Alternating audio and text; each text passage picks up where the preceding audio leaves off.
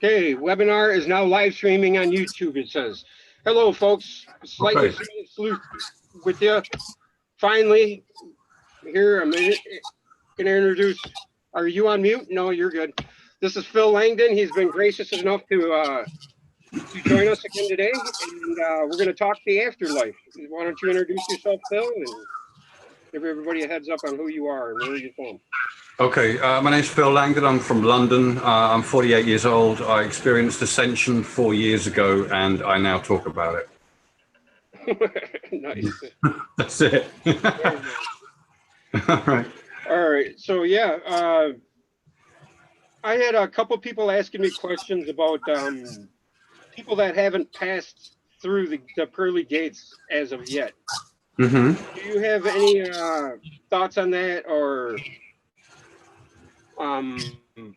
Yeah. What is people saying that if your spirit lingers, what's in store for you? Okay. If you don't make it to the pearly gates, as they say, you have to get to the pearly gates during your life. You'll never find the pearly gates after you've left it, whatever body you've got. So you need to take a new body to get the chance and opportunity to do that again. Okay, so different people will take different amounts of time to do that. It depends on the individual, their development. Everyone's unique. Everyone has their own unique path. So what you do depends on your conscious focus, basically. And your conscious focus or awareness is always focused. You always have yourself, as it were. No matter whether you have a physical body or not, your awareness has nothing to do with the physical body. Okay, so if you spend time in what we would call the underworld is really what we think of as mind space that is contained within our head during our lives. If you invert that and send it out to infinity in all directions, you've got an infinite pitch black canvas, like a canvas a painter would paint things on. And your thoughts will appear outside of you. So you can construct an entire world, you can construct an entire universe if you wanted to. Most people would obviously reconstruct their familiarity. Yeah, because we get so familiar with the 3D nature of life that we simply reconstruct it, and very, very few people make it to the pearly gates anyway. So most people will if they spend any time in the underworld, they will reconstruct what they feel is familiar and makes them happy. But they will realize after a time that they can't learn anything from that because it simply responds to what they want. And the physical world is the complete opposite to that. It will not respond to what you want. You can influence it. Yeah, we can talk a lot about, the law of attraction, influencing the world around you, blah, blah, blah, that kind of thing. But really, the physical world is indifferent and it's fixed in stone. And it will not change to suit your whatever wish you have in this or that moment. It doesn't care about that. It's like a firm teacher, and it will not change. Therefore, we use it as an instructor, as souls that can think of anything. We're of the mind space. We're of the mental plane, really, in a sense. And we need something solid to go on to gain the definition of our own ineffable selves. So it helps us achieve that. And to me, the pearly gates is a reference to your pineal gland, really, basically, Yes. So even if we haven't, how long is there a certain amount of time? I don't know if you answered that. Is there a certain amount of time you're in the duat or in the You can call it the duat. Yeah, that's what the Egyptians called it, because really the underworld is the same as infinite cosmic space. It's the same condition because infinite space goes outward away from you. It's Okay. less. Yeah. Okay. And the mind space goes inside to a singular point. Yeah. So outside space can go to an infinite expanse, but inside you go to a singular point. Those two states are equivalent. So when you invert your mind space and send it out to infinity, it becomes one with outer space. So your thoughts appear outside of you in the outer space condition, but only when you're out of your body. If you went back into your body, let's say the body didn't die and you'd experience that, you wouldn't be able to just produce stuff in front of you, because that only happens in the underworld, in the mental plane itself, when you're away from the body. So these are mental constructs that you make. Yeah. Yeah. The reason why I ask, and I'm so curious this time around, is because Damon T. Berry had put out a bunch of new videos about ascension. You know, I don't know if that's exactly what I would call it from his perspective, but Yeah. about the fact that do I look okay on the screen right now? I'm Yeah, sure. Yeah. trying to shut some things down here. You look fine. All right, cool. Yeah. All right, there we go. All right, yeah, but he had made a couple videos, and he's stated that he walked with God and all this other stuff, and it sounds believable, but it sounds more like a story. Like there's a hierarchy of angels and gods, and there's what? Do you have something to say to that? I mean, Yeah, there's quite a lot to say to that, really. We could say an awful lot to that, in fact. If you consider that we're all part of one being, you can immediately surmise that if there's only one being, there is aloneness. Yeah? yeah, And that's the predicament of the ineffable, being alone, being one thing only without definition.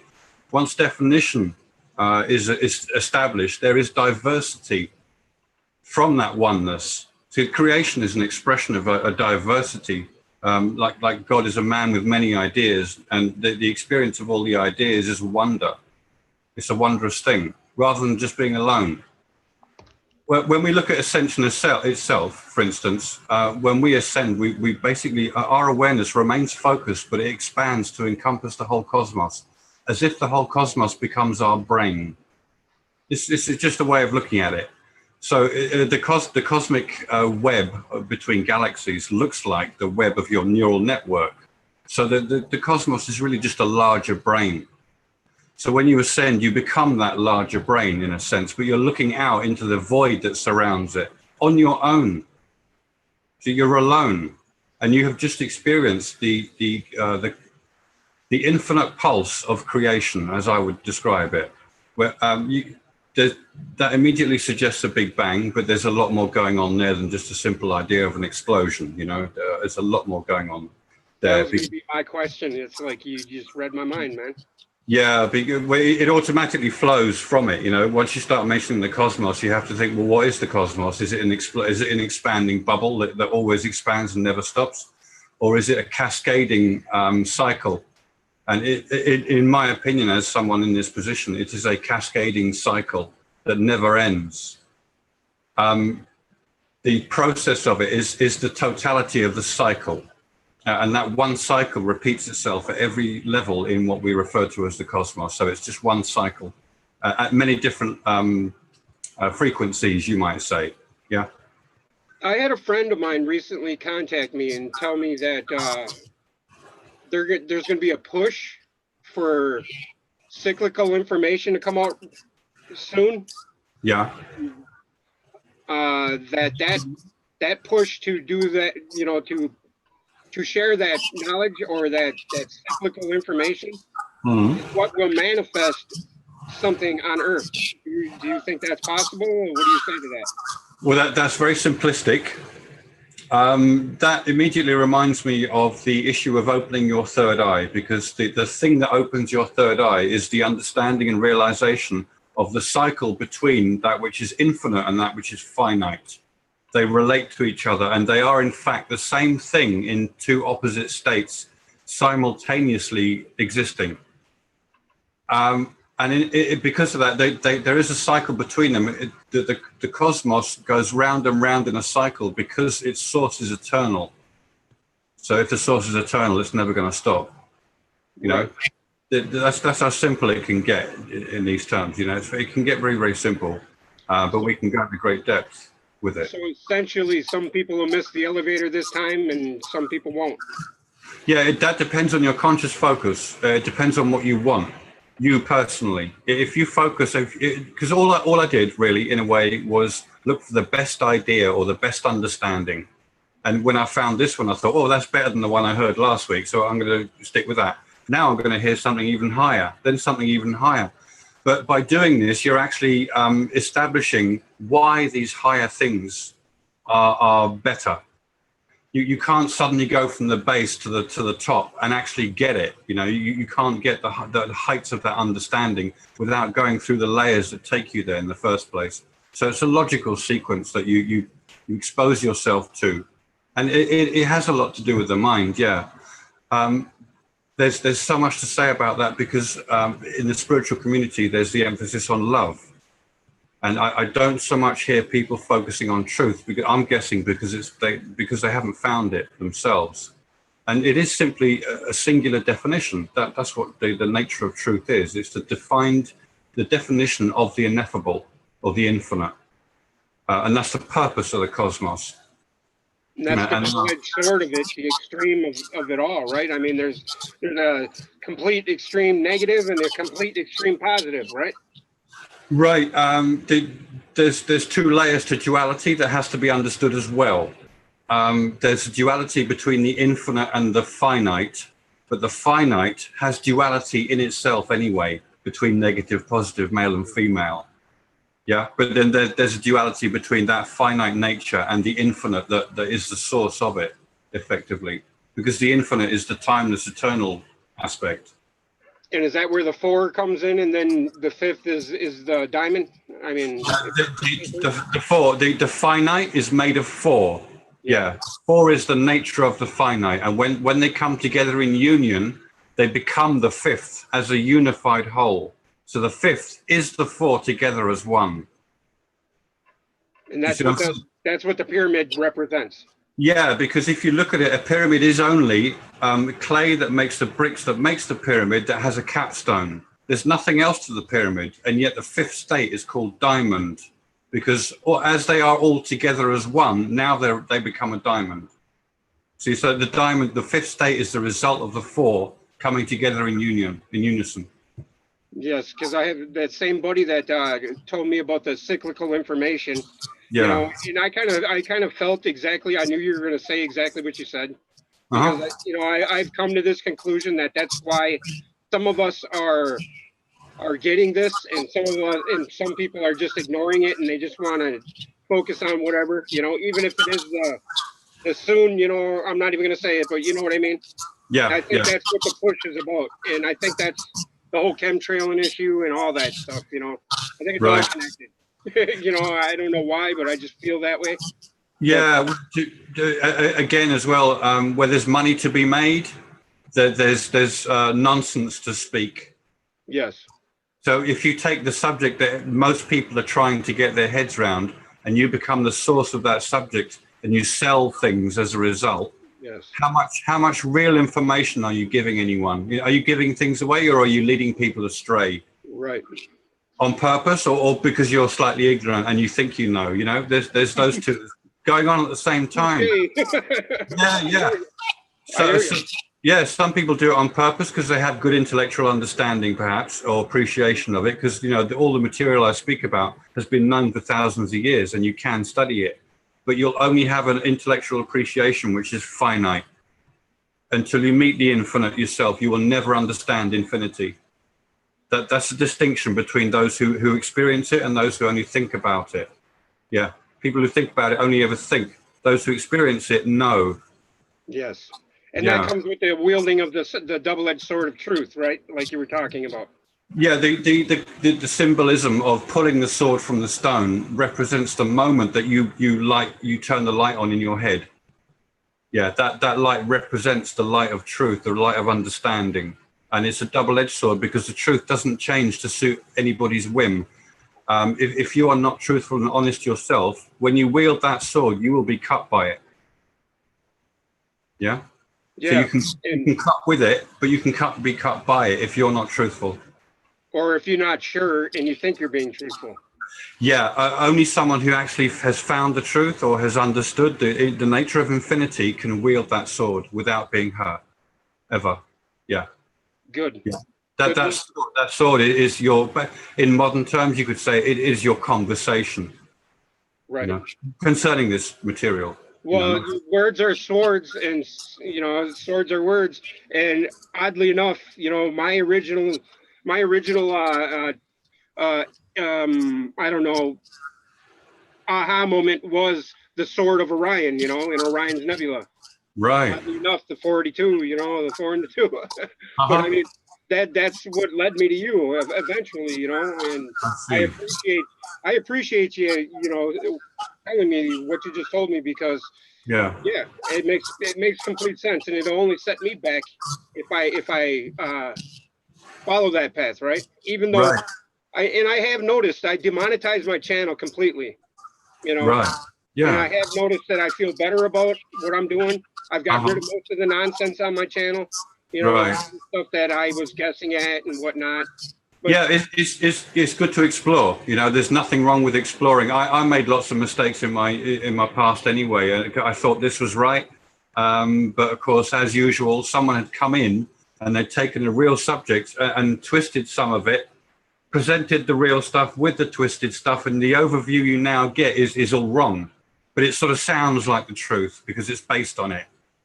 But it's not poignant. It's not really real understanding in that sense. do you have any drawings or anything you could show people and talk through, or you know, like the stuff Stan Tenen was using? You know, those the what was Yeah. it? You know what I'm talking about? The upside down pyramid or Yeah. triangle. Yeah, what he's saying there is what you have there is the concept of dual opposites, polar opposites, and in mathematical terms, you can have opposites that are symmetrical and asymmetrical, just as you can have black and white, which are opposite colors. You know, the concept of opposites is an archetype that can be applied to so many things. So the yin yang symbol is exactly the same concept as that tetrahedron with the flame inside it, but the flame has a mathematically organized form. It's pure logic. Yeah, the whole thing is pure logic. All manifestation is pure logic. I'm sure you know. I'm sure you know a couple Revelation verses right off the top of your head, right? Like the first couple. Yeah, yeah, oh yeah. I mean, Could you say a couple of them and then give your definition to them, just so people know where you're coming from there? yeah, sure. If you have a look at Revelation 6:12, what you have there is a specific description of the event of ascension. That is ascension.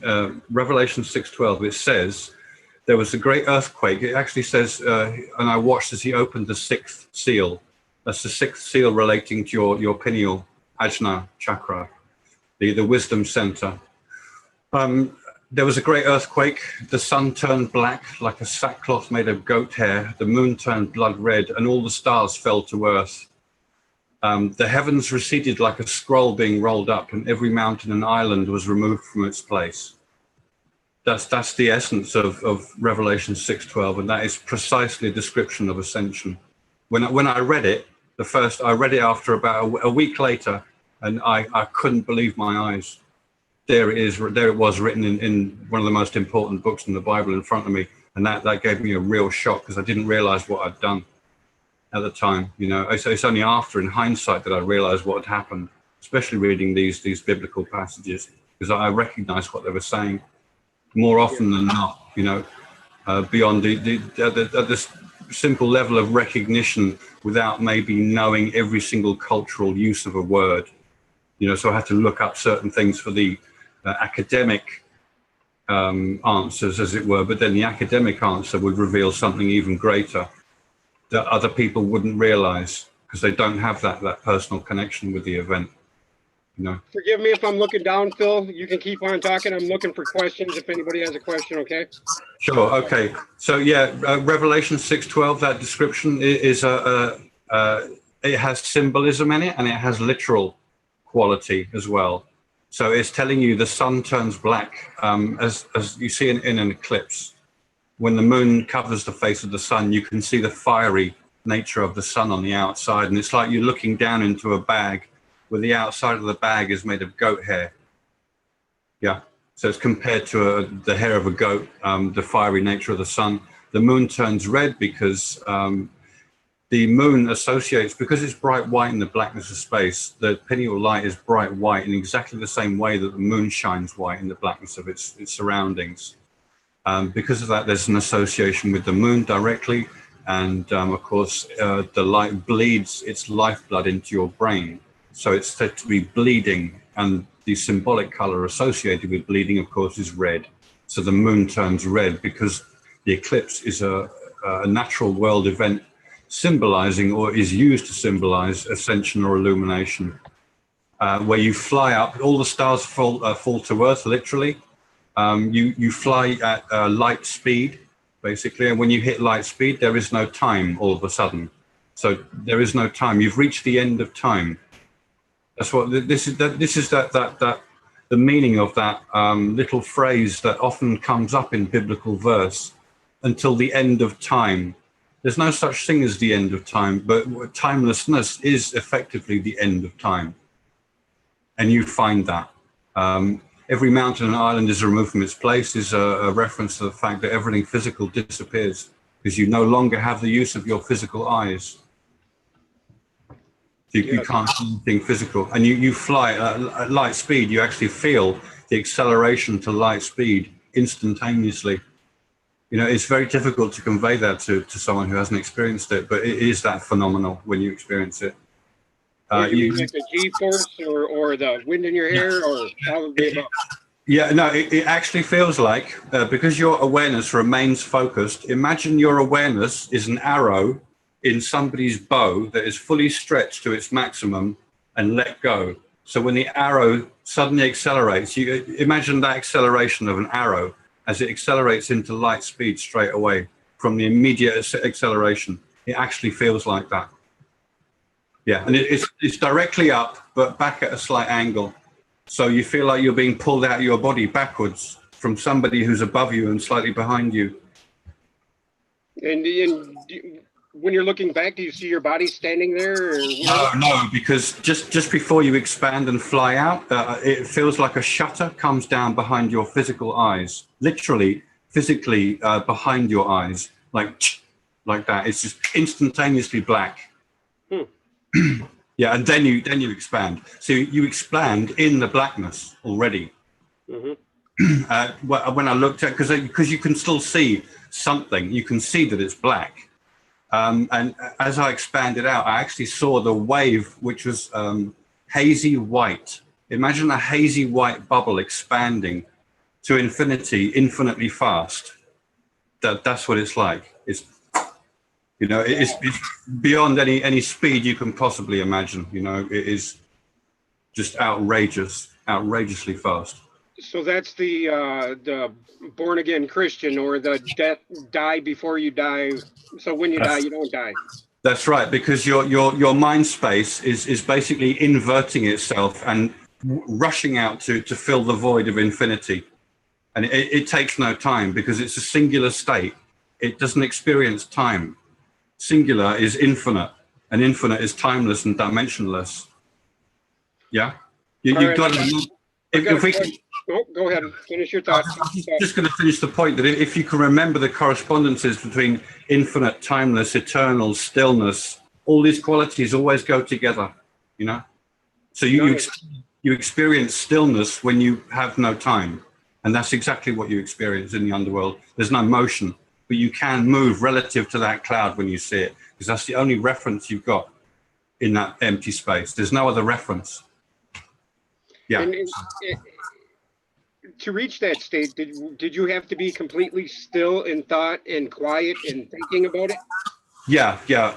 So what you're doing is trying to encounter and directly encounter the infinite.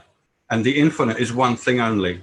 So it's the truth of everything, this infinite thing or being. It turns out to be a being. The center of all things, like you put it. Yeah, it is. There's, how do I say that? Yeah, it is like that. But you can only understand infinity in your heart first. Your head cannot understand infinity. It has to enter you and become one with you here in the center of your being and rise up your nervous system and give its understanding to your head. So after you have that initial meeting and your heart is woken up, it's like your chakras are being opened, yeah, and they're rising from the lower three that you spent most of your life engaging. Now you're going to engage the upper chakras. So where are we in this? Yeah, so it's the nature of the infinite that literally merges with your seemingly your body and rises up your spine, filling you with its bliss. And it's union, it's oneness. It is one thing only, this infinite thing, this infinite being, and you get it. But the only way you can get it is to unify, recognize dual opposites between the infinite and the finite, recognize that they are in a relationship that is a cycle. And that cycle is the motion behind energy, or the energy mechanics in the first place of the cosmos. You know, there is no stand. Without the opposite, there would be no friction for creation. There'd be no motion, there'd be no movement. Yeah, there's just absolute stillness and ineffability, or the ineffable, without the definition. Gotcha.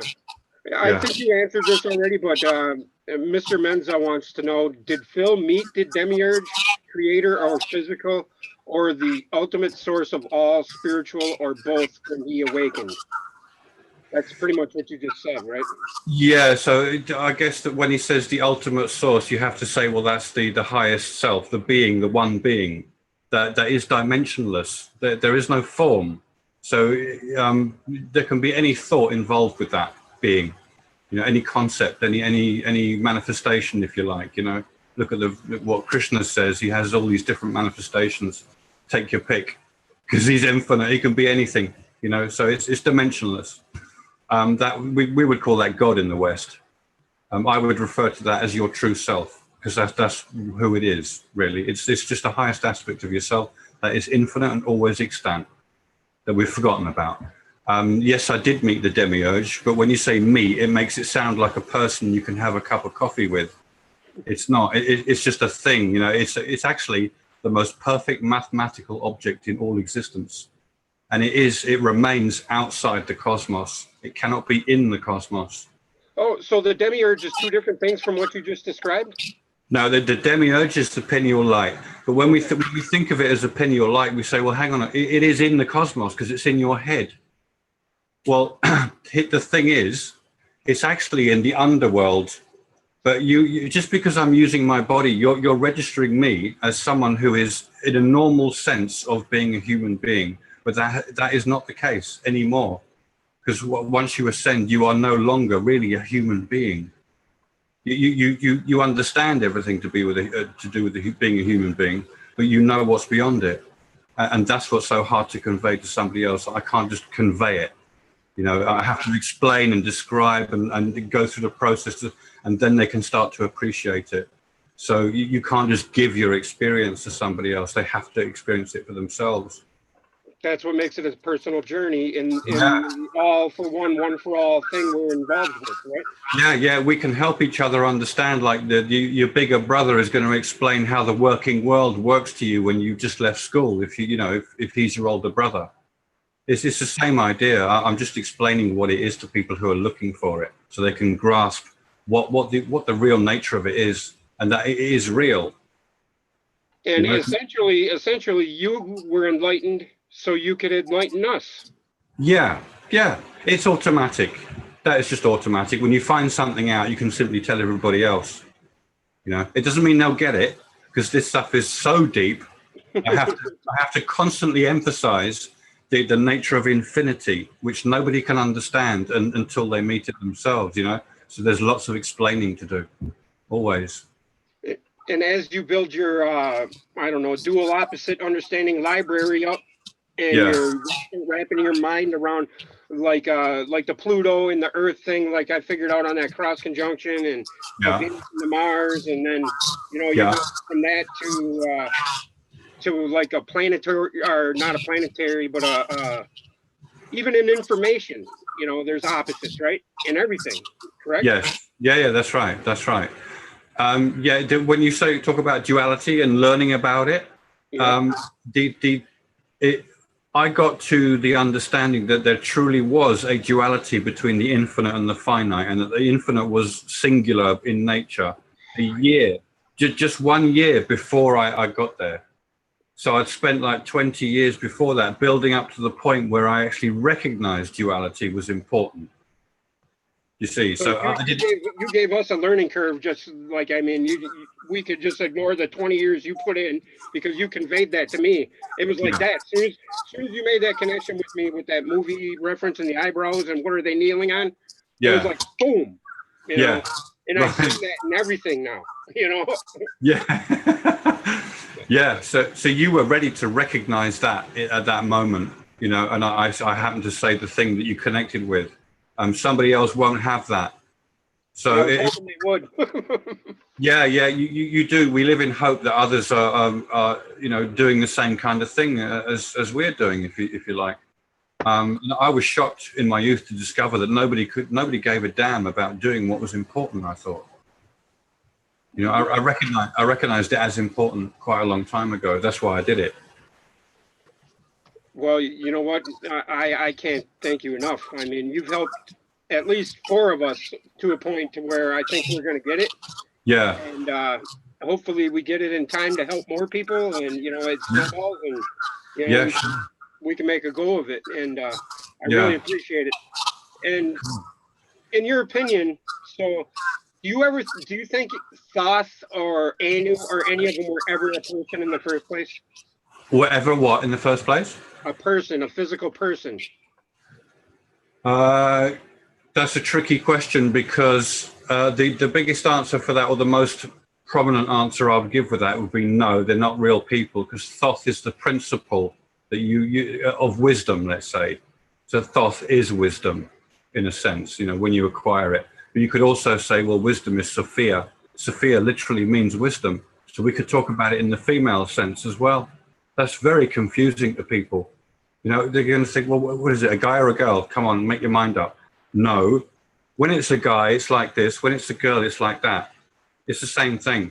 It just depends on how you apply it, because it's an archetype. You know, it's always this thing about the archetype, the core idea, the one cycle that defines the cosmos, you know, that sort of thing. So these gods, Anu, I would immediately associate Anu with the galactic nucleus, without a doubt. You know, that is galactic nucleus. It's like, they called it An, and the sea, the cosmic ocean it's in, is called the Nu or the Nun. So An is in the Nu, Anu, for short, to shorten it, you know, just to squash it together and say An is in the Nu, An is in the Nu. That's 5 words. I could squash those words together and make them into one word. That's just Anu. And that's the first, right? Yeah, the first. That's the creator. That's the creative principle. Yeah, yeah. What I wanted to show today, I did a graphic last night while I was waiting for my computer to come back round, of a galaxy, and it shows you the physical process that generates the galaxy, and then the 7 kingdoms that come from that as a result.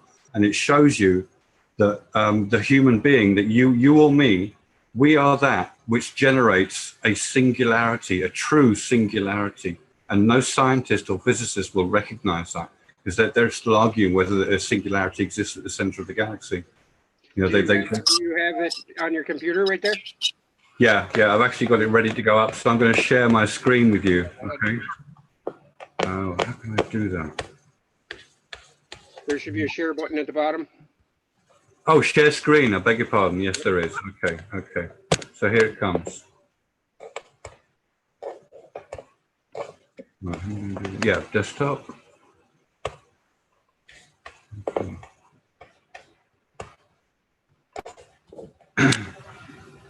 Right, tell me if it's come up. Yep, I see it. Can you see it? Yes, sir. You can see that galaxy with the word black hole in the middle. Yes, sir. Okay, cool. Right, so in the top right-hand corner, you see number 1. Yep. And we have the concept of a scalar, which is just a value. Physical material has value. It is something. It's doing something. Yes, it's frequencies, but that is something. So at the very basic level, we're dealing with something that has value, and it takes up a position. So once you have a physical object, a piece of material, it has a specific position in space. Yep. Yeah, it's not necessarily spread out anymore like energy is spread out. So now material undergoes velocity, and we have a vector. you have an acceleration of that velocity that when in relation to itself, because as soon as you have more than one particle or piece of matter, there is relationship, and relationship circulates. Yeah. Okay. So in circulation, you have acceleration, the concept of acceleration. Even though you might have a constant velocity, let's say in an orbit, that object in the orbit is accelerating toward the center all the time. So with velocity comes acceleration. And with acceleration in rotational systems comes what's called torsion, which involves the concept of shear, shearing planes next to each other. As they shear alongside each other, they generate what you might think of as tessellations. Sorry? Eddy currents? No, we're not talking about Okay. we're not talking about what would you call that? Energy mechanics in those terms, or Okay. hydrodynamics and things like that. Okay. We're literally talking about generating a link to a timeless state through a structure. Okay. I'm very familiar with talking about tessellation. It's the idea of having a surface that you can break up into a pattern that's regular. It takes a long time to explain this, but basically with shear and torsion, you have something that is generating a high dimensional form. Is that like the holographic positive? Or like if you were to break a The holographic positive. You know, like if you were to break a magnet apart, you'd have a bunch of little magnets. Is that pretty much what you're getting at, or? No, this is beyond okay, sorry. that. Sorry, I'm just trying to wrap my mind around what you're talking about. I totally understand. It's beyond that. I would recommend anyone, if they want to look this up quickly, to Google Roger Penrose and the word tiling, tiling, T-I-L-I-N-G, as in tiles that you put up on the wall. Okay. Okay. So when you have torsion, you have shearing surfaces that generate this high dimensional tiling. Okay, so this is the route. This is the route that energy mechanics takes from its simple cyclic nature into generating a point of null existence. So now you have a galaxy that's turning about a point that has nothing in it. It's an empty point, but that process started with a something point. Now you have a nothing point. I would call it a null point. And that's a creative position. You could refer to it as a wormhole in physics, in astrophysics, astrophysical terms. Okay, so it's associated with the concept of wormhole. That relationship now, the null point with the material surrounding it, they have a relationship, and their relationship, it generates a development, because that null point links to what we've referred to as the mental plane. So a wormhole links you to the mental plane. This gets quite complicated, you know, and if we don't have a map to follow while we're talking about it, it's quite difficult to follow. But that's the purpose of the book that I wrote. It's like a map. Yeah, Okay. I read the first 4 chapters of it, and yeah. What was that name you just dropped that I could look up real quick? Roger Penrose. Roger Penrose. Roger Penrose, yeah, and tiling. You can always also look up the Penrose triangle. Okay, and well, I'm not going to get you sidetracked here. Okay, why tiling, right? Yeah, T-I-L-I-N-G. Yeah. Okay, go ahead. Carry on. I'll as soon as I get this up, I'll. Okay, so in the graphic on the screen, you can see the top portion is called energy mechanics, and they basically generate the situation that we call the galaxy. In the electric universe, they talk about Birkeland currents that are running parallel to each other, that attract to each other and kink, and they form a circulation that generates a galaxy. And I would go along with that concept. So once the black hole and galaxy surrounding it has been established, you have an energetic core that is going to produce a whole lot of radiation and electromagnetic energy that is going to generate atomic stars, because stars are of the atomic kingdom, It's going to generate planets, which are of the mineral kingdom. And on the planets, you're going to generate life that will generate or regenerate the concept of singularity or the singular nature, which is dimensionless, which is the original. So that there's a movement, a loop that starts with the original and ends with the original. This tiling is exactly what Nassim Haramein came out with recently. Right. I'm not surprised. Yeah, I'm not surprised. Yeah. Yeah. A lot of people are looking into torsion physics. There's a lot of mention of it for obvious reasons, because it does generate what we would refer to as wormholes. Right, and that's essentially what connects everything is that singularity, like you were just saying, and both states at once, right? It connects to the singular state that is above the cosmos, or the cosmos finds itself in. The cosmos is centered by the creative pulse in an infinite expanse, because the real question when you have infinity is, if it's an infinite expanse, where is the center? There is no such thing as the center of an infinite expanse, and yet the light in the underworld is the center of that infinite expanse. So we generate the center, we find the center of all things, and that relates to why the cosmos is where it is. It is in a relationship with that light, the cosmos. I just put two huge pieces of information together, the 12 circles intertwined and the one in the middle. Yeah. That's the flower of life, right? Yeah, that's right. Wow. Yeah. And that's essentially what the tiling thing is about, right? Yeah, it's about fitting things together perfectly in harmony. Yeah. Roger Penrose tried to find the most difficult tiling assortments that would relate mathematically to certain dimensional numbers or dimensions, a certain dimension, let's say the fourth or fifth dimension. This was one of his explorations as a mathematician. Do you want to start your explanation over here again, or should I show this tiling thing, or Well, we're pretty much done with this, because you've got there the concept of how a galaxy is generated physically, and then it generates or allows for conscious choice as a second cycle that combines with the energy mechanics and unifies with it to generate the light that generates the cosmos in the first place. Now, do you think my personal journey, because I remember when I was a kid, we were located on the outer edge of the Milky Way, in my reckoning anyway, on the Sagittarius arm. And then all of a sudden, recently, I found us 25,000 light years near the core. Could you explain that in any way? Do you have any clue as to what that was? I actually saw something yesterday like that I was surprised at how close we were to the core, if that estimation is correct. Wow, that's wild. I noticed that yesterday, because I was looking for pictures of galaxies, and there was that. So I'm going to show you guys something else. Hang on. Okay. Let's go into my files here. This is my file reserve. I'm going to take you down to, hang on. Can you see these? Yes, sir, we can see them. Okay, so this is my file reservoir that I use. Hang on. Where are they? They're coming up. Here we go.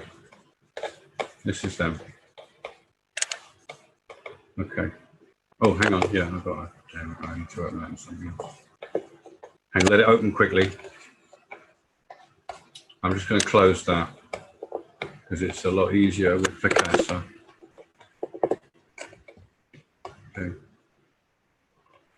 Okay, can you see that? Yes, I can. Yeah, right. So that's the relationship between that egg on the left-hand side there is the entire cyclic process of the cosmos represented at once, timelessly.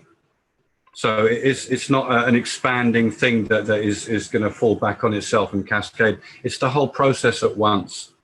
And it's referred to as the cosmic egg. This is the ancient concept of a cosmic egg. It refers to the cosmos that is constantly churning and remaking itself. So notice it's at the end of one of the arms coming out the front of the cloud. So your expansion, and then you turn around to see the cloud, is as if you are now the cosmos in an infinite expanse that only has that light in it as well. And they're right in front of each other.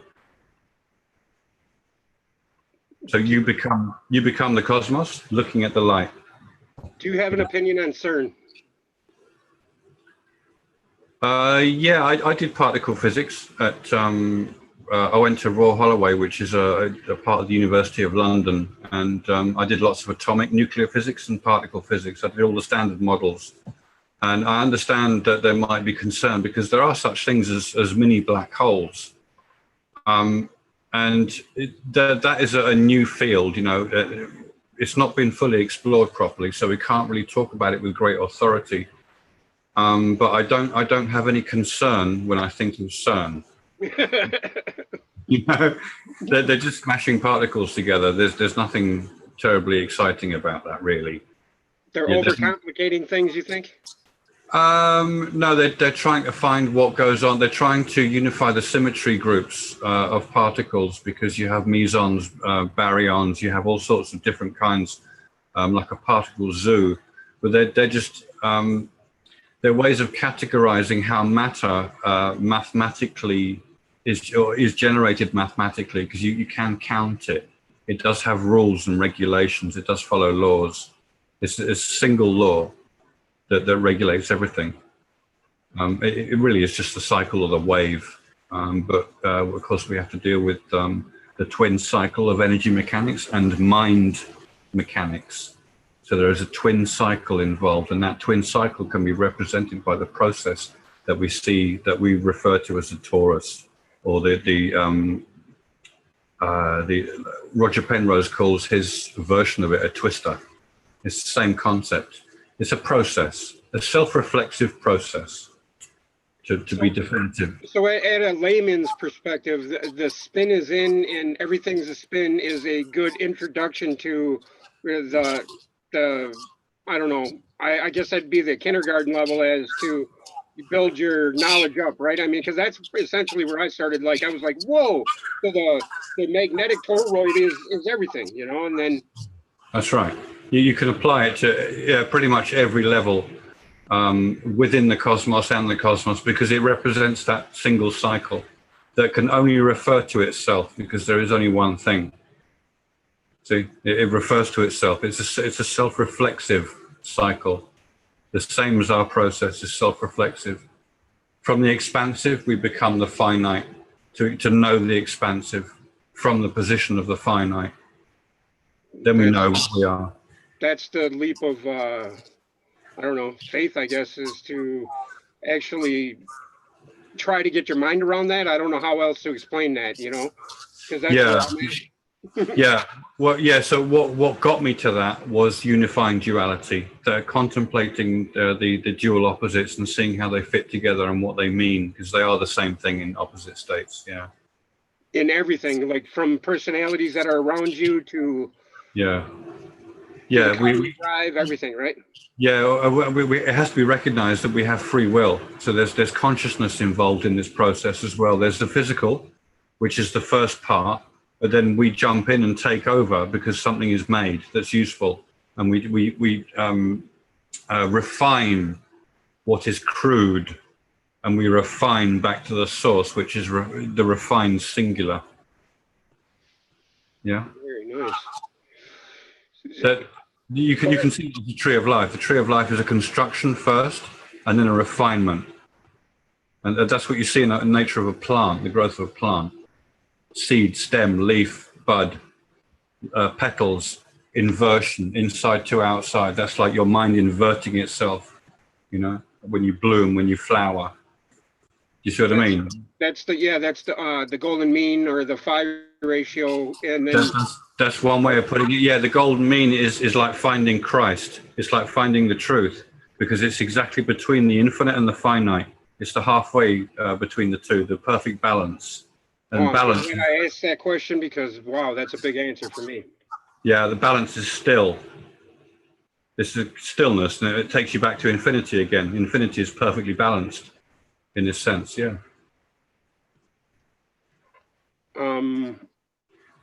Where people were told by a man in a suit, authority figure, to torture another. Oh, that's your question. What's Phil's understanding of the law of attraction and intention?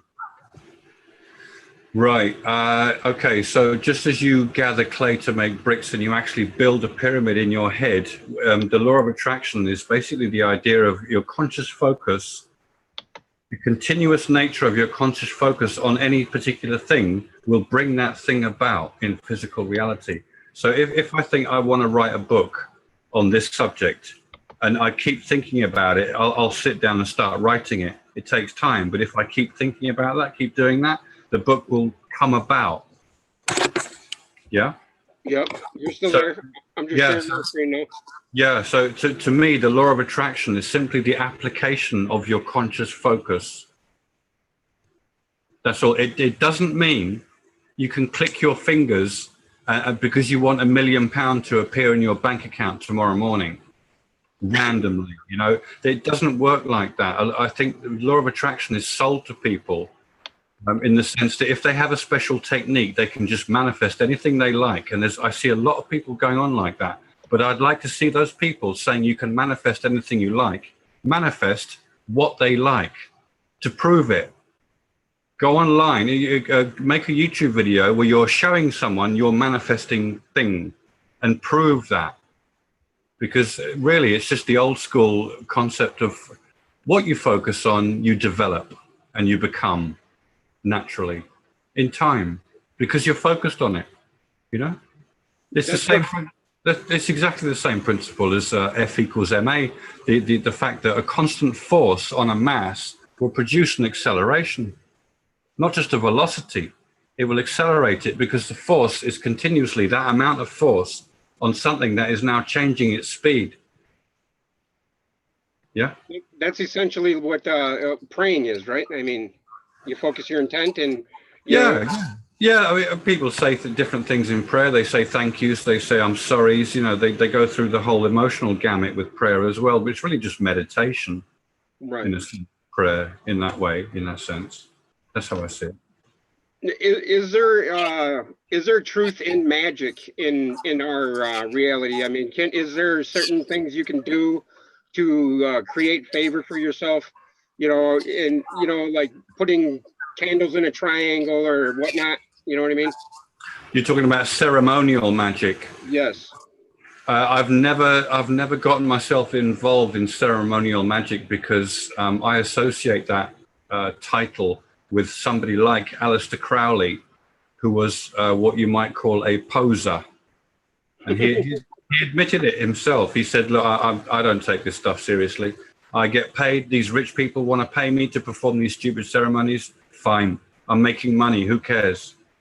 You know, I can say or abracadabra or whatever. And they think I'm doing something amazing and magical, when in fact it's just, you know, a lot of it can be nonsense. You can make stuff up.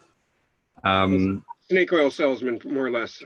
Yeah, but then you can go all the way over to the other side of that and have the reality of extreme wisdom and intelligence. For example, the scene in the New Testament when I think it's Mary Magdalene is about to be stoned by people to death. And Jesus apparently stands up and he holds stones and he says, whoever has sinned can throw the first stone. That is one of the most powerful things I've ever heard anyone say, because it immediately registers with every single person that they cannot throw a stone because they've all done something wrong. That's what I associate with the word magic. It has a transformative effect on other people. Yeah, right. That's how I relate to it. Check this out. This is from a Hopi Indian. See that? Yeah. Same thing you're talking about, right? Yeah, that's right. That's him. You got the sun shown in the middle of that image because they're connecting the sun with the light correctly, because the sun is your psyche that sees the birth of that light that is cross-shaped. Right. So, it's just amazing how these images are everywhere. Yeah. Funny you should bring that up because that graphic I showed you earlier of the light with the cosmic egg. Yes, sir. That is Serpent Mound in, I think it's Ohio. Yes, right in Ohio. That was going to be one of my stops. Right. So the light is the head of the serpent, and it's right in front of the cosmic egg. just like the serpent mound is a serpent with an egg in its mouth. Oh, wow. Yeah, that's what they know. That's what they knew. This is what all gods automatically know. It's only taken me 4 years to get to this. You know? So Wow. I can imagine way back in the past, everybody knew this. And that's why it's all over the earth. It was normal. And it's always the same. You'll always come to the same understanding. If you become illuminated, you're going to agree with everything I'm saying. You know, it's just the So truth. they said that they would have to be taught for 5 years and 10. That means that they went into isolation for 5 to 10 years, and then boom, they found out all this, and they could live out. Yeah, I guess so. I mean, you can. There are different groups that have spent different amounts of time on this. I wouldn't know exactly how long it would take because I did it from scratch, and it just took me as long as it took me. I don't know what used to be established in these, Yeah. apart from mystery schools, but I don't know how long you'd have to spend in them. I guess it would depend on you, the individual, and how quickly you wanted to develop. You know.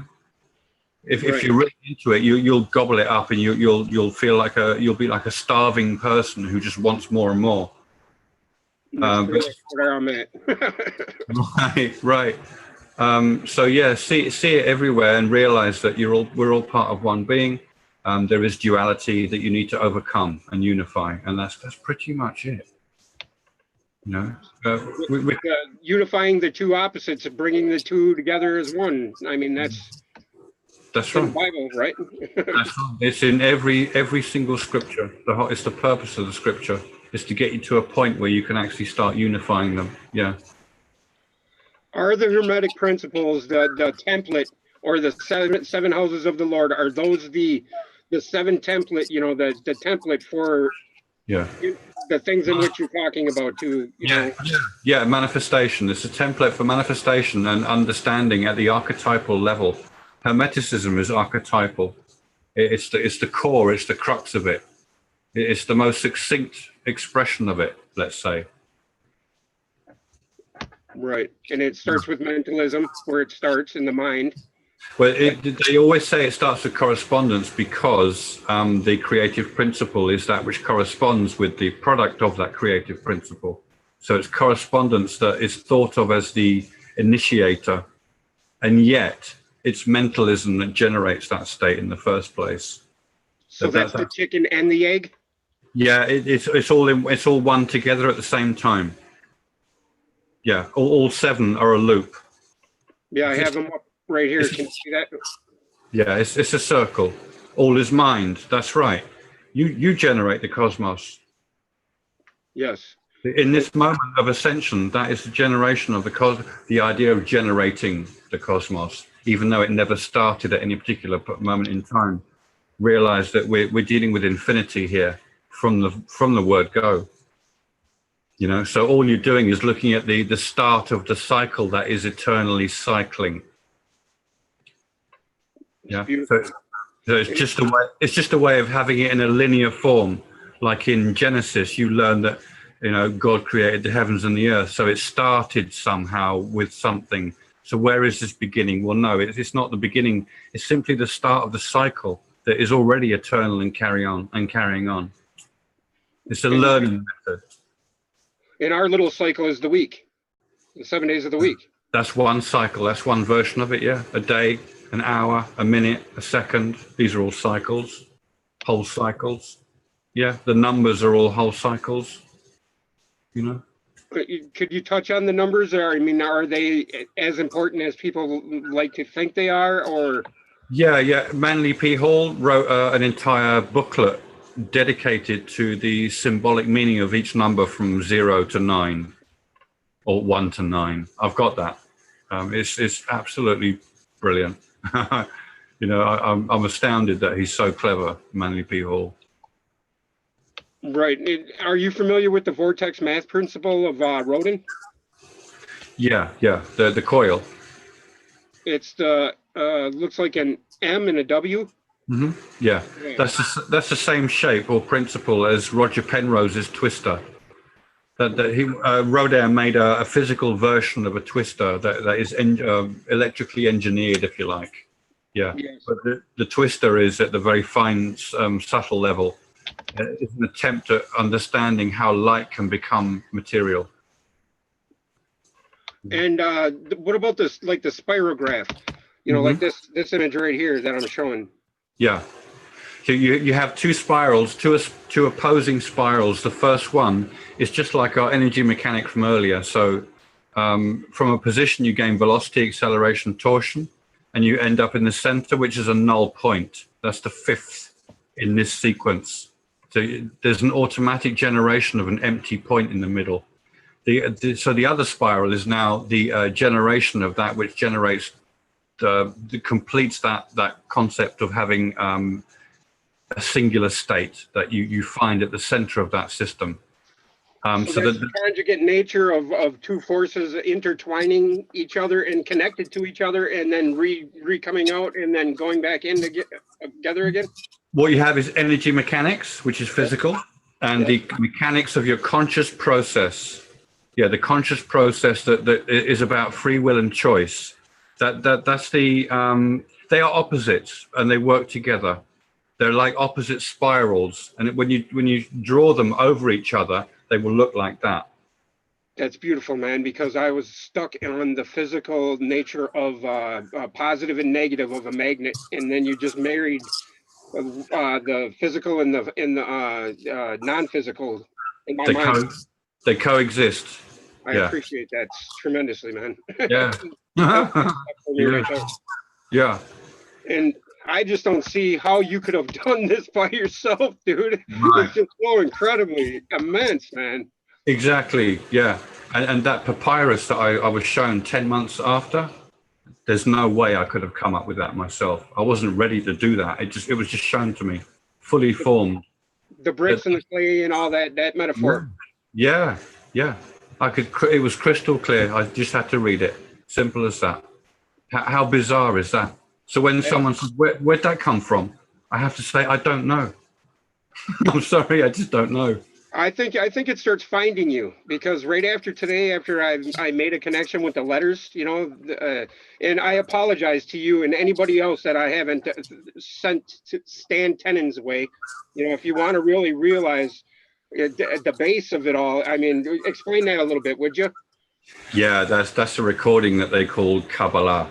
Really, Kabbalah is the angelic recording.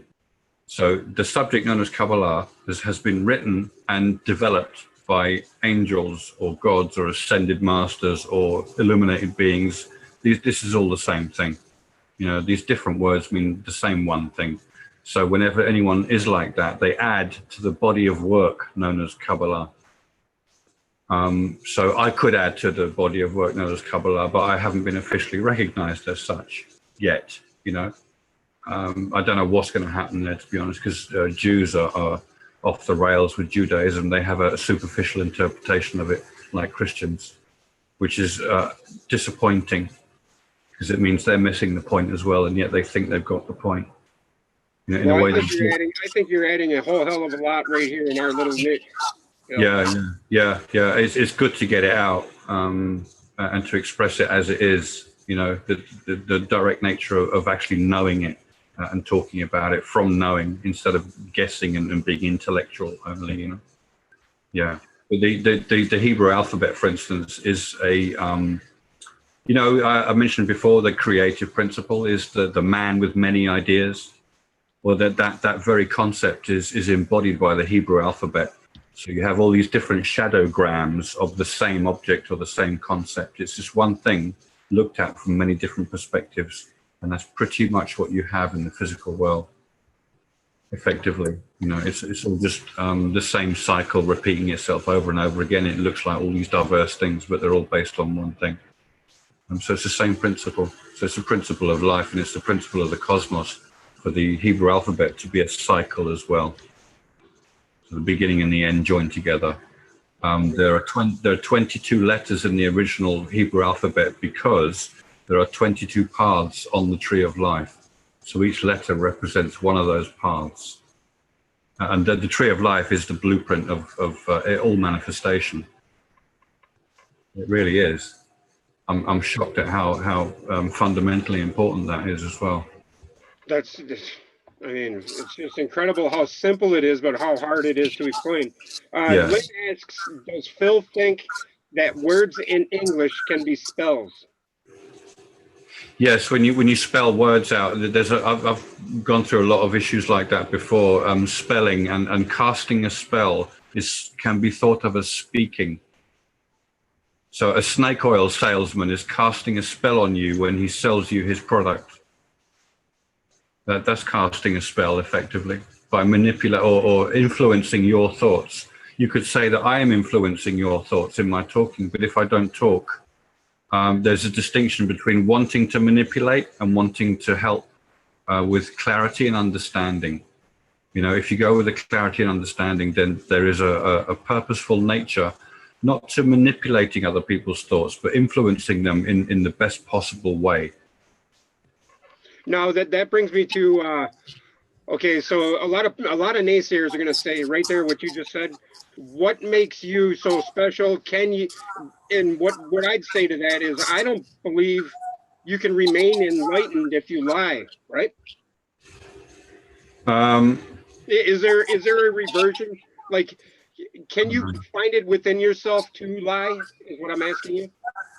no, no, because imagine the difference now. However old you are now, imagine talking to a 4-year-old toddler right now at your age. Look at the difference in the mentality. Yes. Yeah, that's the kind of distinction between knowing the infinite and not. There is a far greater sense of reality that doesn't feel the need to lie or manipulate or to make things up, to mislead people. It's just a complete waste of time. It wouldn't even cross my mind. I love that. And what I can say to that is, first of all, you're not asking for anything. Yeah, that's Second right. of all, money is not your motivator. That's right. And third of all, I think you're a good friend to humanity. So best of luck. One of the other things you mentioned there was what makes me think I'm so special. There Yeah. is nothing special about me.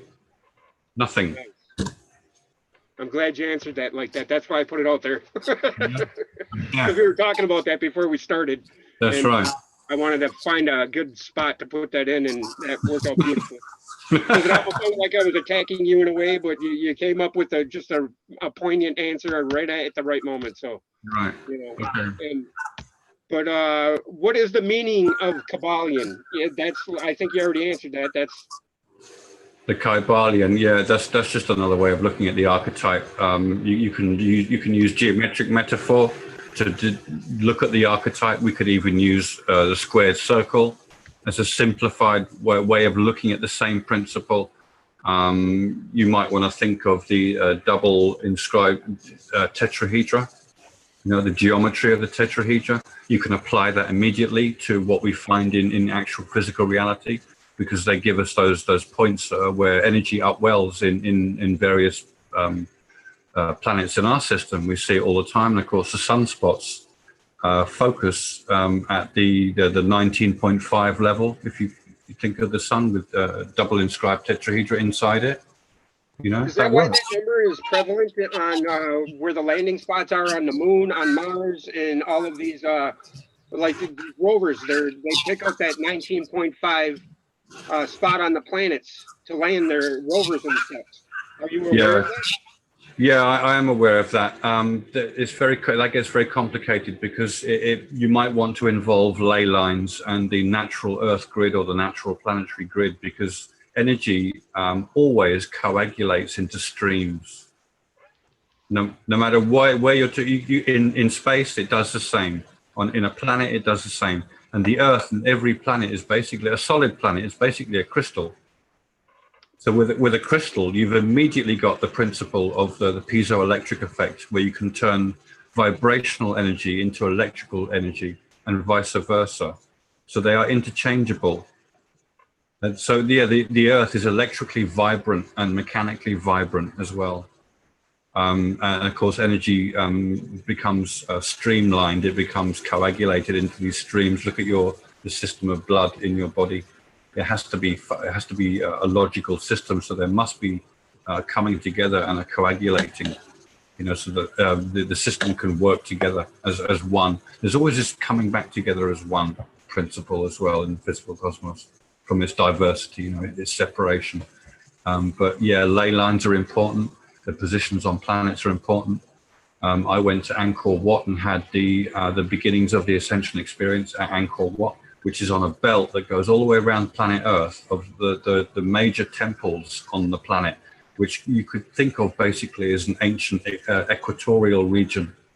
I don't know whether the Earth has become seriously tilted. That may have been the old equator of the Earth, where all the major temples are found. If you look at Walter Russell's model, you have inwelling from the poles and an expulsion in the dielectric plane.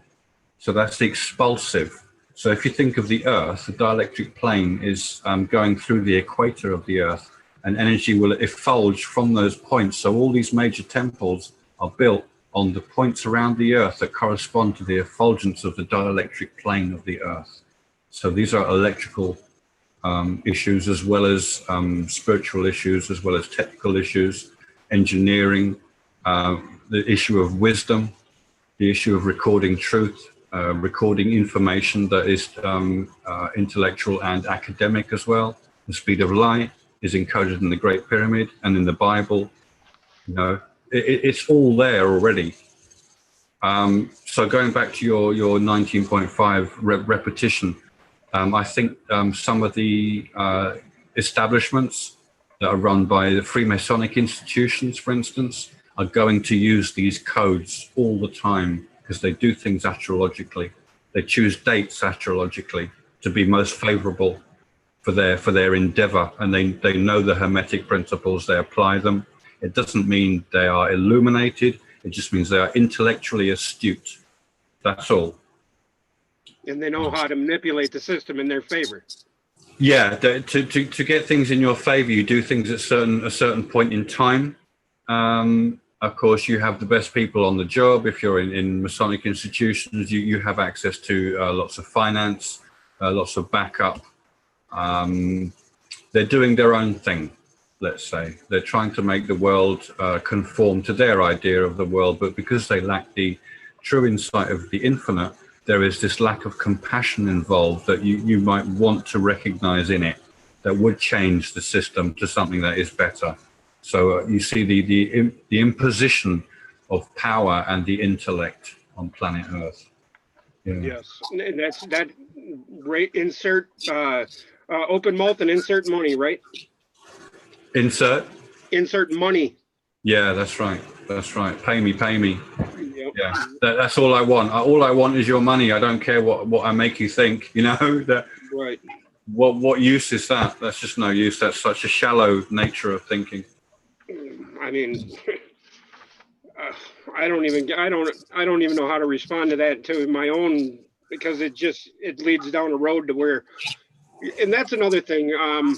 You know how some people will stay on the dark side of this information. Yeah. Like you and I've learned how to do this a long time ago, is to kind of put a wall up. Yeah. Could you explain why not to do that in a way that I obviously can't, because a lot of people don't hear it right from me. To put a wall up against something that's better, is that what you mean? To stop you from taking that fork down that road, so you don't have to turn around and go back to the fork again to go down the right path. You know what I mean? The negative side of the information, because the information's true, but I mean, that's going to lead you astray from your goal, right?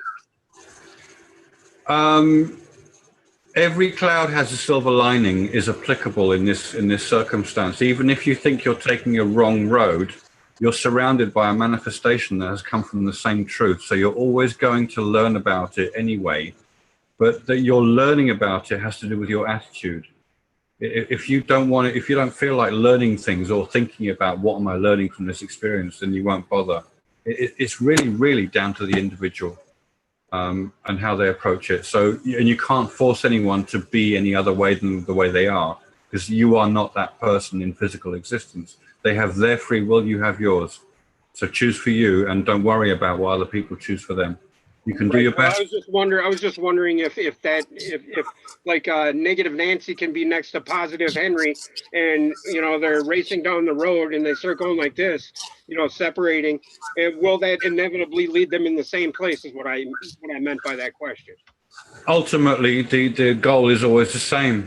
That may put people off. I don't know, but it's always going to be the same because the truth is singular. So whenever anyone finds the truth, it's exactly the same truth that they find Okay. every time. That clarifies a lot for me because I've always been thinking, you're focused too much on this and it's steering you away, when I should just keep my mouth shut and just focus on what I'm trying to find out, right? Kind of, yeah. And in a way, the ultimate truth is basically the idea of being, just being, which which can overpower the need to think too much or overthink, because doing this great work is not about 24/7 focused on understanding the nature of reality. It's something you do. I was quite casual about it, to be honest, and I had moments when I really focused on it, and then I came away from it and just led a normal life. Then I focused back on it again. So the fact that I kept going back to this, wanting to understand the nature of my own reality, that constant attitude that I want to get there, I want to get there. What's better? That's what got me into the mindset that basically transformed me into a more mature person that attracted my highest nature and initiated a contact that I could experience the truth of being.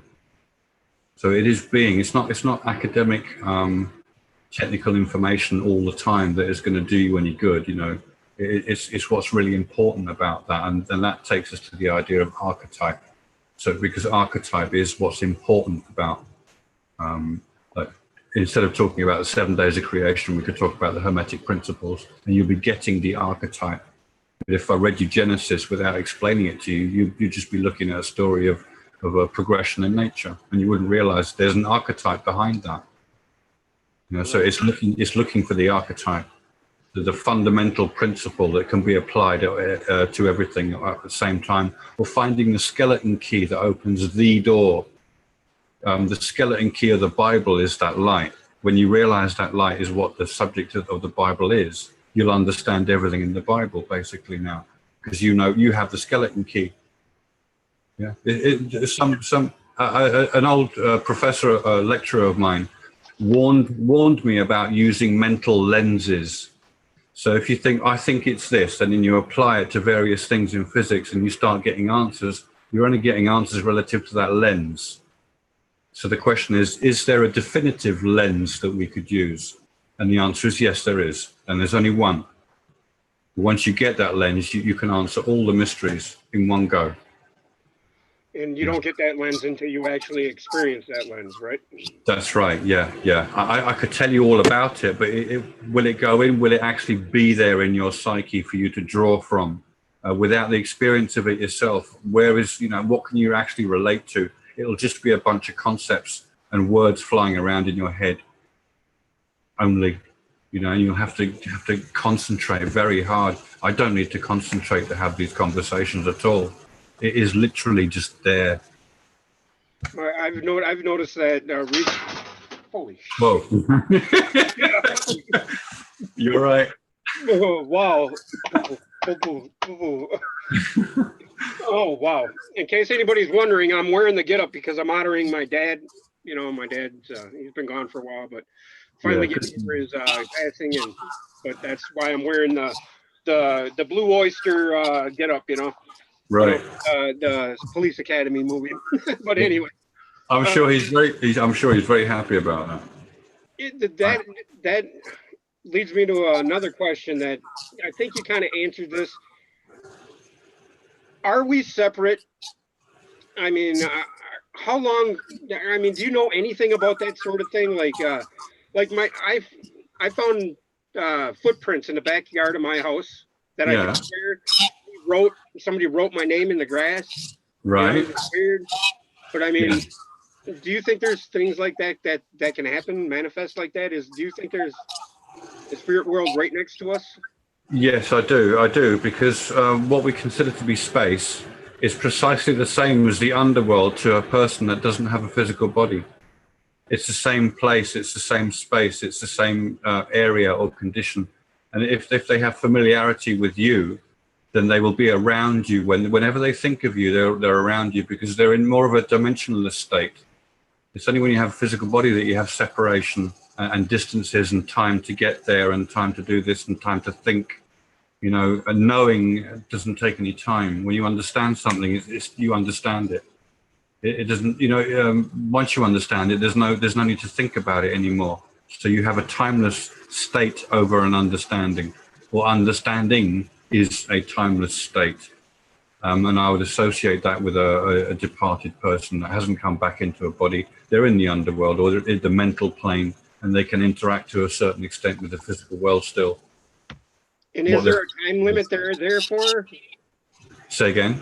Is there like a set time limit that they're there before they're reincarnated, or? I don't think so. Once again, it's conscious, your own personal conscious focus. If you realize that all these things in the underworld are just happening the way you want them to, you're going to realize that that's boring after a while. You know, it's boring because you're not going to get anything from it, and it ain't real. It's just made up. There would be some validity to me saying, I think I come back here because I strive for the quest, you know, or Yes, I want to finish the deed, right? Yeah, to define the truth of your own self. Yeah, that's what we do in life. That's the whole purpose of physical manifestation. It is a progressive cycle that leads to an understanding. There is a goal. It is the great work. The cosmos is doing the great work, and everything in it is doing the great work. That single cycle is the great work. So Mr. Damon T. Berry could be correct, because he described exactly what I just asked you about Yeah. You know, saying that there's evil people, there's evil angels, there's evil this, there's bad this and good this, and the duat, you know, and the... No, you've got to be very careful with the extrapolation of these things, because somebody like that can make up details that you can't check. Okay. How are you going to check his details? Right. Without knowing for yourself? How are you going to vet that information? You see what I mean? So it just has to keep it on faith. The idea of an evil angel, there is no such thing as an evil angel. It's not possible. People misinterpret a lot of the things the Bible and Gnostic texts talk about, yelled about, or Lucifer and the fall of a bunch of angels who agreed to do a terrible deed, blah, blah, blah. These are misinterpretations of these texts. And of course, people grab hold of those misinterpretations. For years and years, they hold on to them and they interpret as if that is their lens of interpretation. That's very dangerous, because they haven't even established whether that's right or wrong in the first place. You know? So this guy you're mentioning, if he's talking about evil angels, I would say he's just making stuff up as he goes along, because it sounds good. I haven't checked him out, so I can't put any judgment on it, but I will check it out, and I'll write something up about what I feel about what he's saying, because from what you said about him already, I would not consider him to be what he says he is. Right, and that's why, because it's planted a little doubt in me, you know what I mean? Yeah. And that's what I'm trying to battle, you know, and that's, every time there's doubt in me, I instantly ask you about it, and, you know, and because like I said, you're about the only ascended person I've come across. Right, You know? right. That can actually back it up. You know, I don't want to name names, but somebody, I guess I have to name David Wilcox, because he wrote a book called The Ascension Mysteries. And you would have thought that a book with that title would be simply telling you all about how to ascend and what ascension is. When in fact, all he talks about really is aliens and extraterrestrials and potential ancient translations and interpretations that may or may not be true or correct. You know, I find that very odd. That seems to be the path that most of them people go down, is the alien path, right? Yeah, that's a big one these days. I think there's a great push to get us aware of aliens, maybe to unite us against some pretending that all aliens are evil, or I don't know what's coming in those terms. I can't predict the future like that. But I can tell you there are cosmic gardeners naturally, and there are simply different levels of technological development in that race on that planet and that race on that planet. Evolution, there's personal evolution, there's the thinking ability to generate stuff that can take you off your home planet. You know, the fact that a creature can come up with an object that they can unify with as an astronaut in a spaceship and leave their home planet and go and visit other planets, that's an amazing concept. How come that's part of nature? You know, why would planet Earth make a creature that can leave the planet Earth? I've seen some weird stuff in the sky, man. I've once seen a clear bubble with a creature in it and floating, you know, and I never really told anybody about it, but it was quite odd. Yeah. You didn't get a photograph of it, you know, so all you've got is a story that's interesting. I did, but I erased it the next day, man, and I don't know why I did. And I don't know why I did. Yeah. It was weird. Right. I mean, we can't imagine all the different technicalities that might have been established by other races that could just pop over here in 2 seconds and just sort of flit about in our sky. Have a look at us to see what stage we're at. Maybe they want to watch our television to see what our output is or something like that. We have no idea, you know, and they can just pop into our reality and pop back out because there are many levels of what would you call it?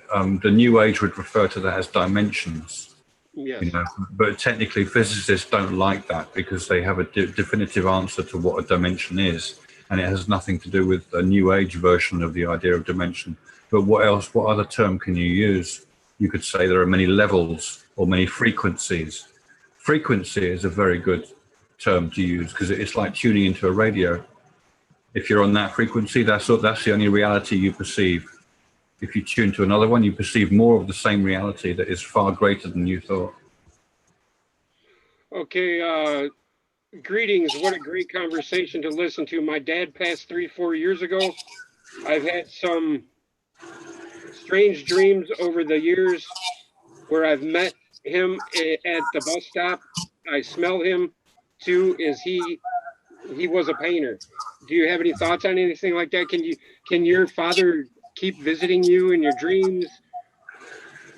Yeah, because you, the actual person, the eternal essence that always exists, are always linked to everybody else because we're all part of this one being. So we are this one being. So the idea that anyone would die and never exist in any way, shape, or form ever again, or have any contact with you potentially, is basically nonsense. It doesn't mean that what you think of as contact with that person is going to be that. So there's a real issue there in defining what really is proper communicative contact. Because I've experienced that on the spiritual level, I can tell you it is real, but it doesn't mean every time I thought of I was having that in the past that it was real. So it's difficult to define to yourself when something is genuine.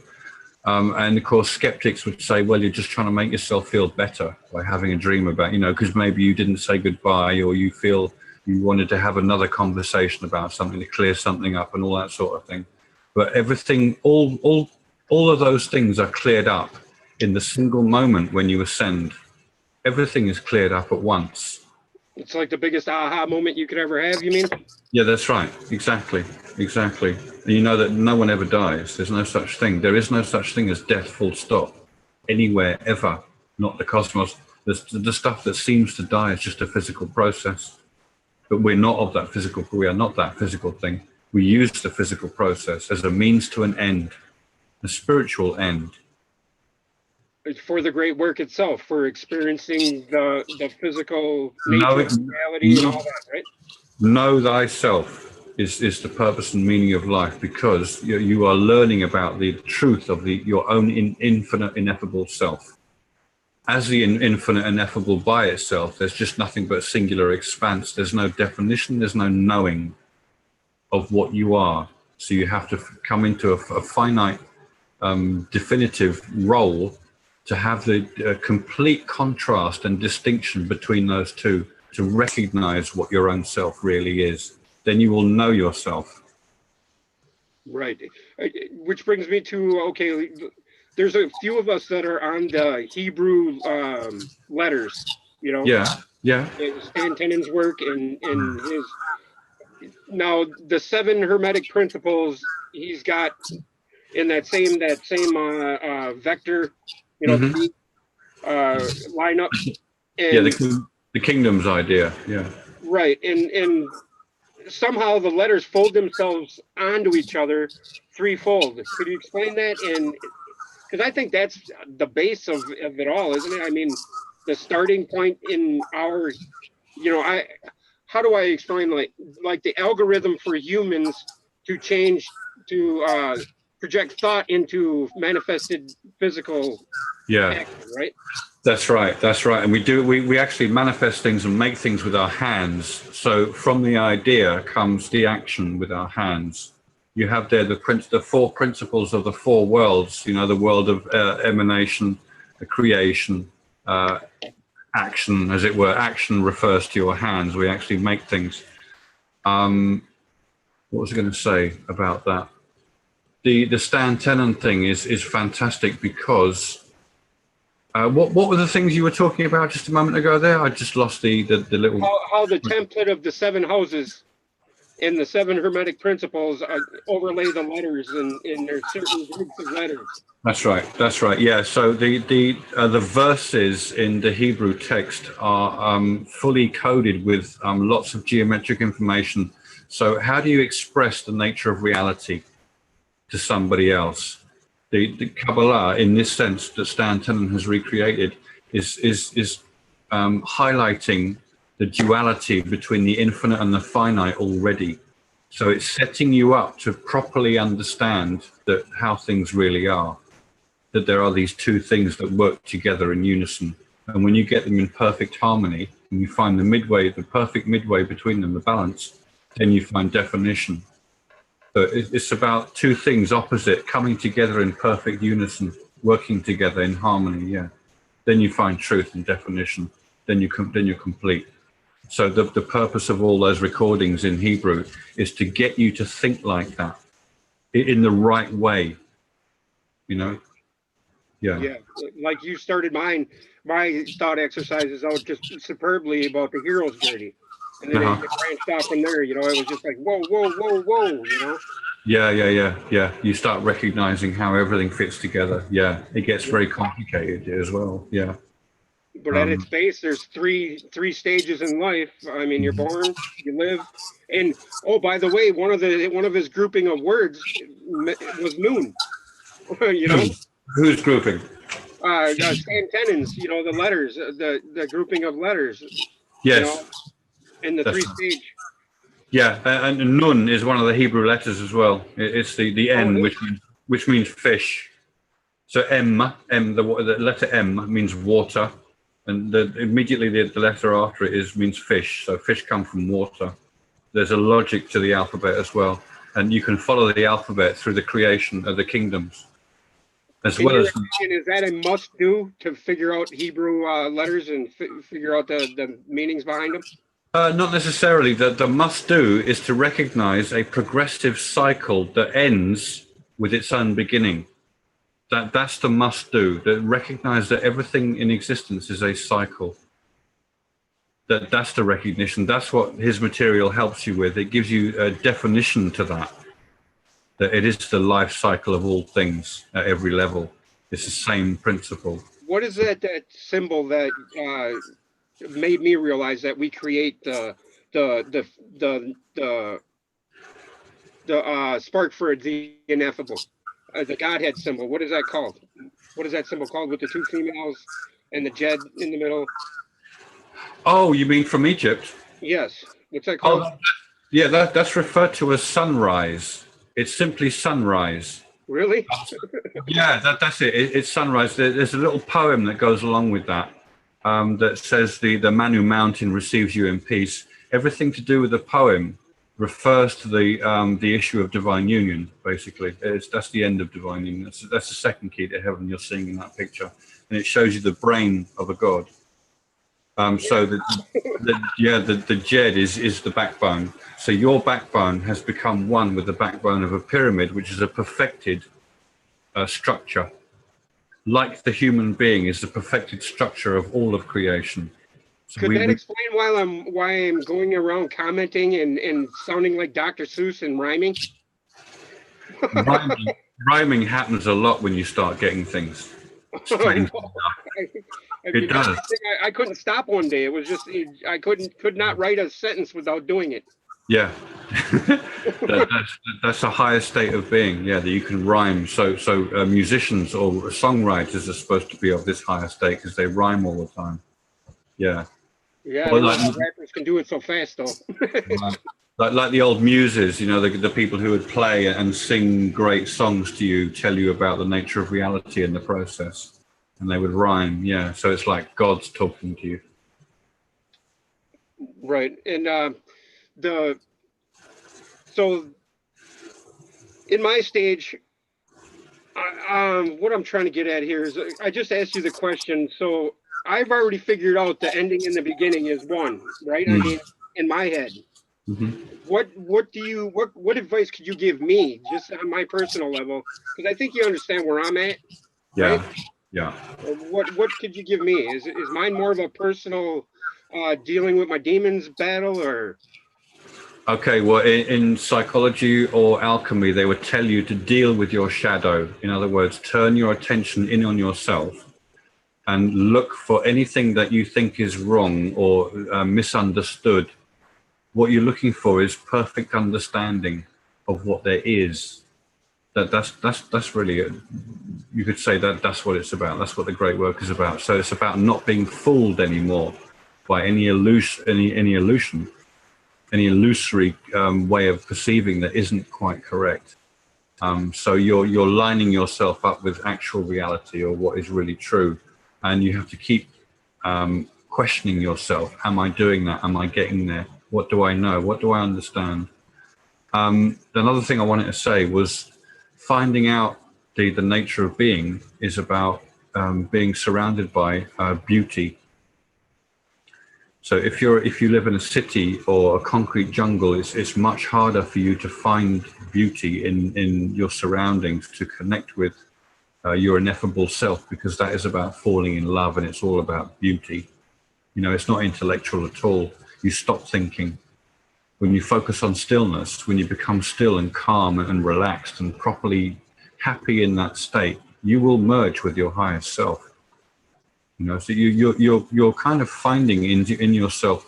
This searching in the self is actually activating what the yogis would call your chakras, and by doing so, there's a relationship between your understanding and what you're encouraging from your understanding, which encourages more understanding, which encourages more, that leads to more understanding.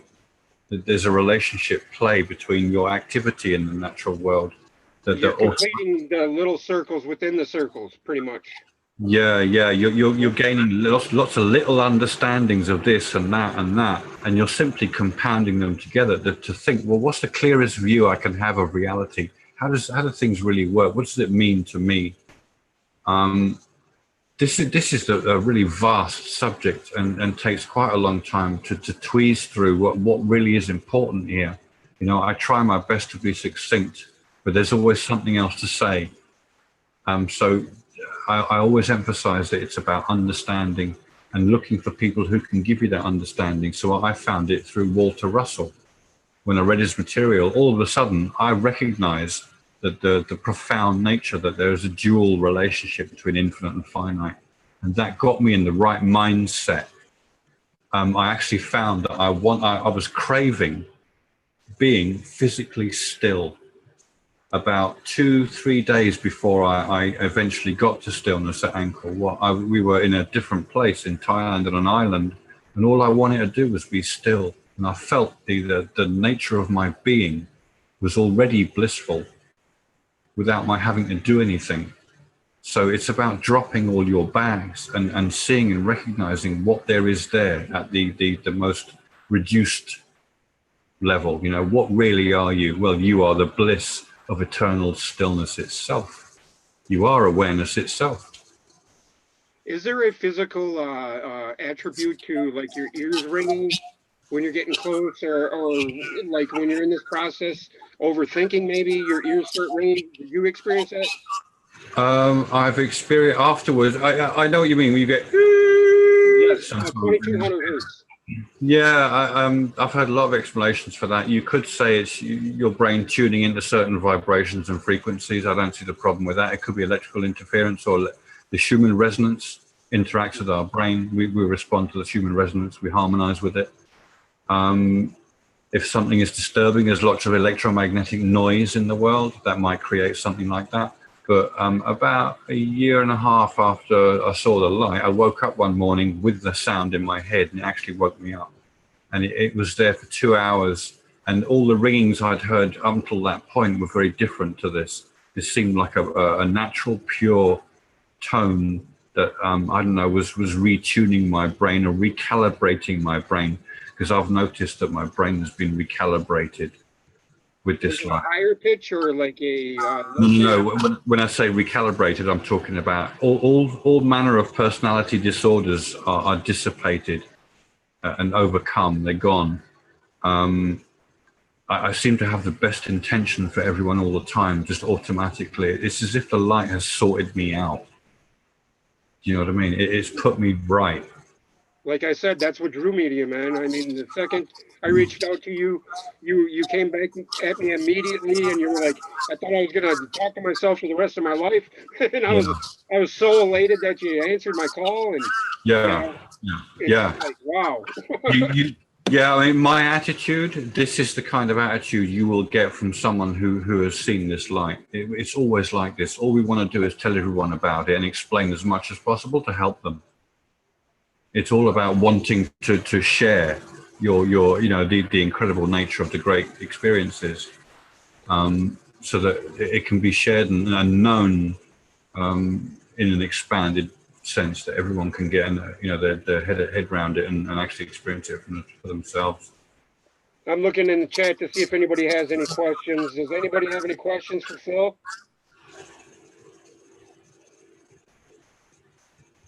And we've been here already 2 hours, Phil, and I can't believe it. Yeah, same. I know. It feels like 20 minutes or something, Yes, it does. I mean, at any moment, though, if you want to be done, man, you just let me know. You know what I mean? Okay. Well, we could close up in 5 minutes if that's okay. That sounds perfect. I'm glad I said something because I don't want to hold you against your will. That's right. I have a feeling that I could hold you here for 4 hours and you would never say a word about it because and I appreciate it. I really enjoy talking about it as well, and we could talk for 10 hours and not get to the end of it quite easily. That there's so many offshoots as well from it. Right. We have talked probably well over that, but combined. But I appreciate it, man. So does anybody have any parting questions for Phil that are really nagging at you? What is Phil's take on energy healing and the use of crystals? Yeah, definitely. There's a thumbs up for that. There's a quick short answer for you. Do it. Just do it. Yeah, everything is energy. Yeah.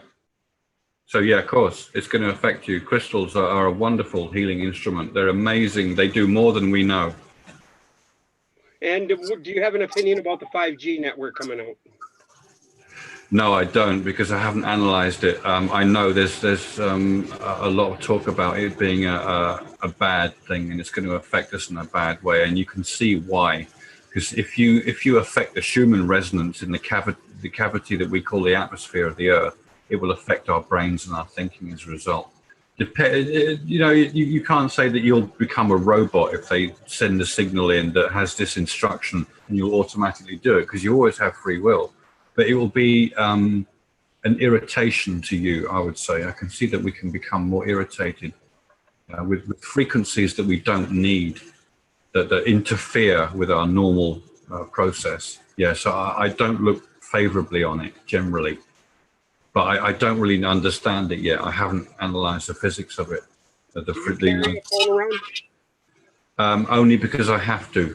If I didn't need to, just for my normal life, I wouldn't bother. I wouldn't even have one. Yeah, I would literally go and live in the woods by myself or on a mountain. It wouldn't bother me at all. Yeah, I don't mind that at all.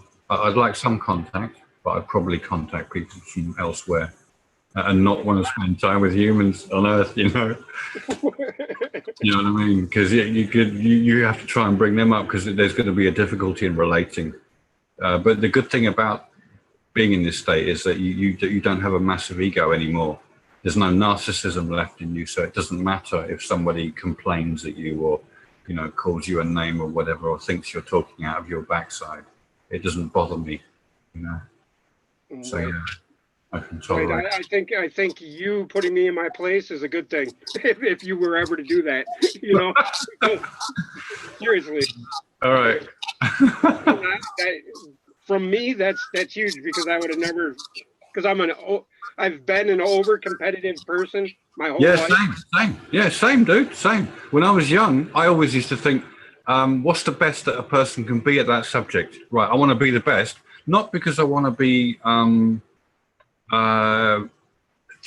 lowering other people in relation to myself. You know, I didn't want to stand above them. I just wanted to get to the best of what there was, and it was misconstrued as competitive, I found. But I wanted them to be the best as well, so I tried to encourage other people to do the best that they could, so we could be all the best together at the same level. But yeah, on a personal level, I always wondered who was better looking. That is pure vanity and ego, man. You know, just stepping in and saying, "Is that guy better looking than me?" Then he's going to get that girl. Do you know what I mean? And I won't be able to attract her. You know, that's just a normal growing up competition that you have from an egotistical point of view. You know, all that. I with freckles and red hair, and I was overweight, so you know, I was I was constantly questioning. You know, and that was before redheads were in vogue. Yeah. But the younger you are, the more shallow we are in our appreciation of, you know, the ego nature. Yeah, we're shallow with each other, unfortunately. But we develop our depth over time, which is nice, at least. Well, everybody sends their love to you, Phil. I mean, we've got a good group here, and they really appreciate you, and as much as I do, man. And right. Thank you, man. Really appreciate every second you've put forth my learning, and I'm sure everybody else here too. So, I appreciate all this as well. You know, I'm so glad it's being useful. Well, it's being useful for me, and you know, my next step is to what you just said is I'm going to go out into nature, and I'm going to try to sit still and still my mind. And yeah, there's nothing to force. Yep. It's the opposite of effort. There is no effort. It's simply letting go of all your bags and just going, oh, okay, relax. You know, relax your mind and remember that relaxation. Take a few days and get into your relaxation and your slow, the slow nature. You know, that you don't need stuff all the time. You know, constant distractions. You know, remember your stillness and get into that again. Staring into this damn thing all the time, right? Yeah, that's a good as well. Yeah, get away from technology. Yes. Yeah, away from all technology. Just be natural and look at and be surrounded by absolutely beautiful things that you consider to be the most beautiful, because that will encourage your state to rise to its highest as well. Well, I have never met a more beautiful soul than you, sir, and I'm sure you don't like to hear that, but thank you. Thank you, man. Thank you, and thank you for everyone for listening. My goodness. Yes, thank you, guys. Thank you, Katie. Thank you, Miles. Thank you, Gary, Mr. Menza, all of you, Brandy, Ronnie G, Katie. Who am I missing? Gary Baxter, Ronnie G. I said your name. Daddy Madass, nice name. Eric Central, Deborah, all of you guys. I appreciate you. 1111, Gary Roke, my man, and you know, people. We are headed in the right direction. Yeah, that's right. That's right. Yeah. You will get there, man. There's no question. You know, no question. Yeah. And good luck to everyone. Anyone who needs any help, do you want to answer a question answered, just write to me. You know, I'll answer your email. No problem. Right, and I'll put your information, your free downloads for your books at the bottom of this. Yeah. You know, and I had it all set up on the first initial page, but yeah, my technological prowess isn't as good as it should be. But same. I'm not very good with them either. Yeah. All right. We got there, man.